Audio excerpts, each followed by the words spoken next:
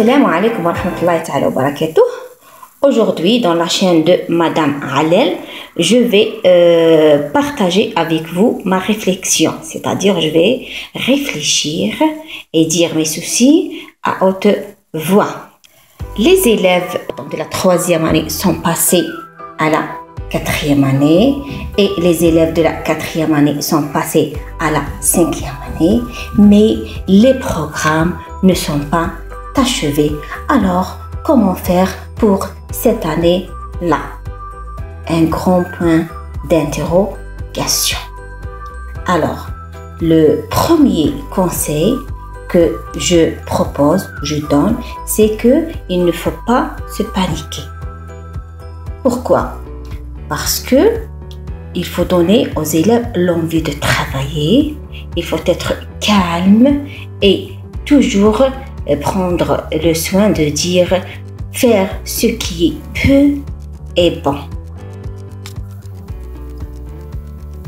On a raté presque 2 mois de l'année scolaire actuelle, le mois de septembre et presque tout le mois d'octobre. Donc, le programme, d'une façon ou d'une autre, ne peut pas être achevé dans cette année. En plus, on doit réviser les leçons de l'année précédente. Puisque l'année précédente n'était pas achevée à 100%, on doit achever les leçons qui restent en dette d'une année à l'autre.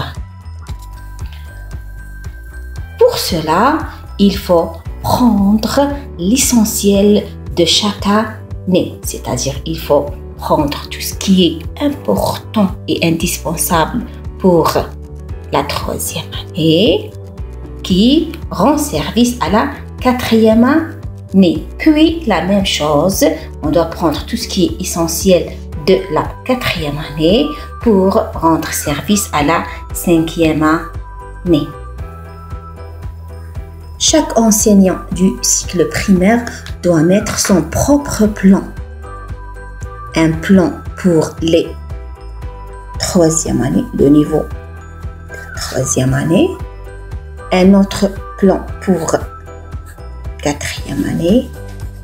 Et ainsi pour la 5e année. Bien.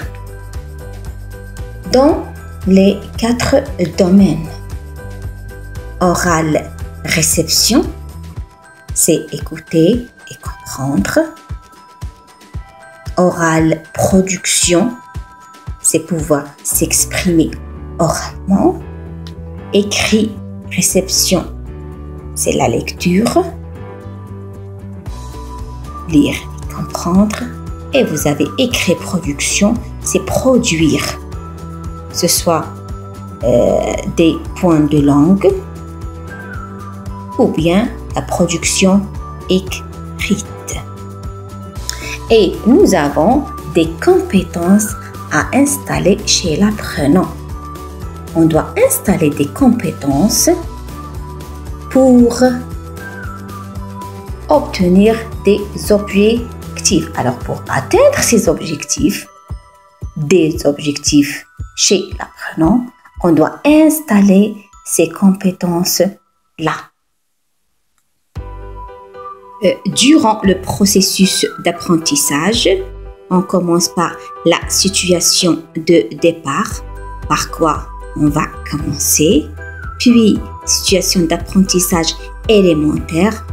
On va essayer de faire participer l'apprenant dans le processus d'apprentissage. Il pose des questions et on répond. On doit installer aussi des compétences transversales, c'est-à-dire l'apprenant doit participer à un travail de groupe en fonction de ressources dont on dispose. Il doit justifier ses choix par des moyens linguistiques variés. Il va organiser son travail et aussi il va exercer sa curiosité, son imagination et sa créativité. Puis, toujours, on va sortir par des valeurs mise en œuvre. Par exemple, des valeurs comme par exemple participer à la vie d'un groupe et de tenir des rôles fondés sur la responsabilité et la solidarité et le respect des règles communes. Il doit connaître les institutions de la nation algérienne et de manifester son attachement à leur égard. Premièrement, nous allons voir quelques règles dans la classe. Alors, regardez, nous avons nos règles. La première, par exemple, j'écoute la maîtresse ou bien j'écoute le maître. Je reste calme en classe. Je respecte les autres camarades. Je lève la main pour parler, pour participer. Je respecte le matériel, c'est-à-dire mes affaires scolaires ou bien les tables, le tableau, l'armoire, etc. C'est-à-dire la classe en général. Et on ajoute toujours le protocole de la santé, le protocole d'hygiène proposé par notre État pour garder la bonne santé de... Pour le manuel de la 3e année, il y a certains professeurs qui n'ont pas encore terminé la 3e séquence du projet 2. Tu as quel âge? Et il y en a d'autres qui ont réussi à atteindre le projet 3. Tu connais les animaux à la ferme. Alors, qu'est-ce qu'on va faire?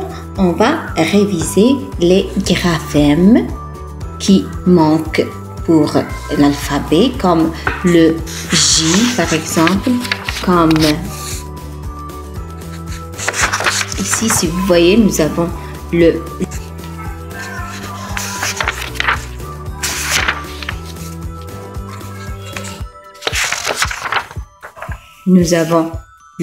J et le GE, G qui se prononce G. Nous avons le H muet et le CH, che. Alors, grosso modo, qu'est-ce qu'on va faire? On doit englober, faire connaître toutes les lettres de l'alphabet français. Alors, qu'est-ce qu'on va faire? On va faire une révision. En même temps, on va introduire les graphèmes qui manquent. Par exemple, l'élève en 4e année doit connaître les lettres écrites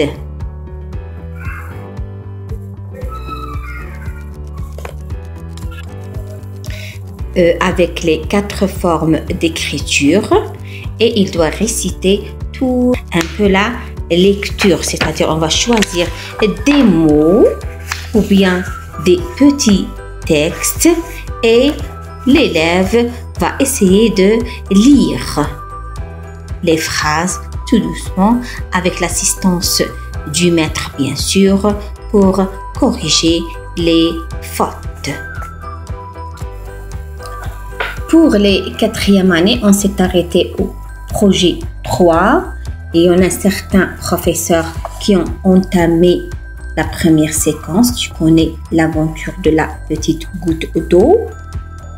Et il y en a d'autres qui n'ont pas encore commencé le projet. Alors, pour cela aussi, la lecture est la première cible. Puis, les points langues, on peut les introduire et les rattraper avec le programme de la 5e année actuelle. Parce qu'il y a la conjugaison. Qu'est-ce qu'on va faire? On va réviser cette année-là dans la 5e année. Qu'est-ce qu'on va réviser? On va réviser la conjugaison du présent qu'on a fait dans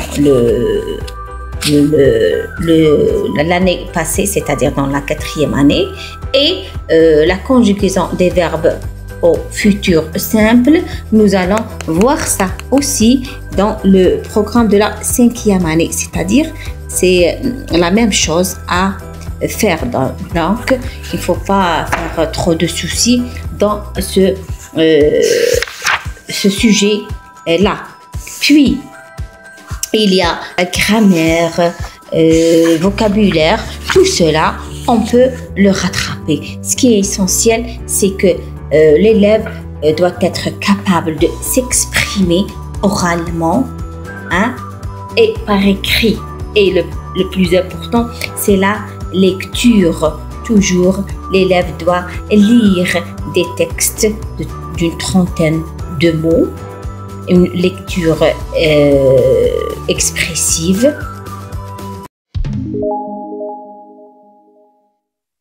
Tout ce que je peux dire, c'est que ayez confiance en vous et mettez ça dans la tête.